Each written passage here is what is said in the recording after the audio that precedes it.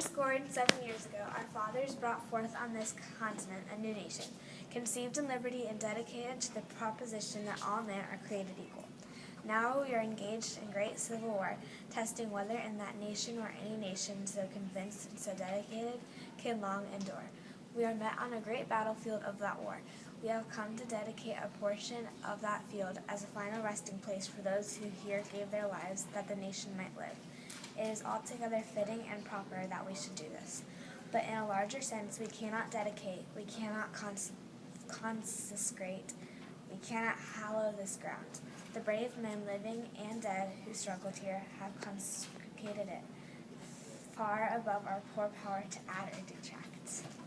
The world will little note nor long remember what we say here, but we can never forget what they did here.